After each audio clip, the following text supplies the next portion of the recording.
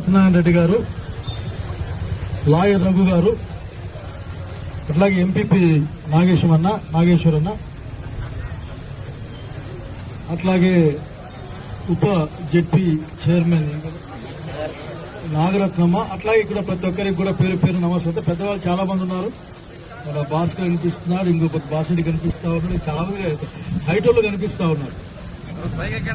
మేము పైకి ఎక్కినాం, కొద్దిగా హైట్ తక్కువ ఉన్నాం కదా అని పైకి ఎక్కినాం. అసలు నేను స్ట్రైట్ గా ఒక మాట తెలుగుదేశం పార్టీ నాయకులకి చెప్పాలనుకుంటా ఉన్నా. మేము నేర్చుకొని చదువులు మాకు నేర్పిస్తా ఉన్నారు.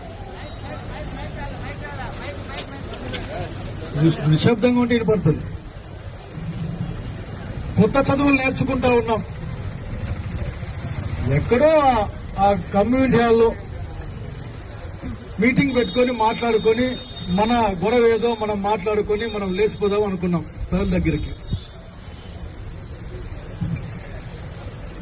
అదేదో గవర్నమెంట్ దంట, అందులో ప్రతి ఇంటికి పిల్లకి అటు అనంత వెంకటరామరెడ్డి గారు లేదా మీ శైలజనాథ్తో డబ్బులు ఇచ్చాడు తప్ప ఈ తెలుగుదేశం వాళ్ళు పైసా ఇచ్చింది ఏం లేదా. పేరుకే బీసీలు మాట్లాడతారు కానీ ఓట్ల వరకు ఆ పని చేసింది మనమే. నేను పోలీసులను కూడా కోరుతా ఉన్నా, బహుశా దూరంగా ఇంటారు పాపం, వాళ్ళు దీన్ని మోసుకెళ్లాలి. బుద్ధి లేని నాయలు చెప్తే చెప్పారు కానీ మీకేమైంది? మమ్మల్ని బస్టాండ్లోకి తెచ్చి బస్టాండ్ పాలు చేసినామని సంతోషపడతా ఉన్నారేమో. ఒక మాట మాత్రం స్పష్టం,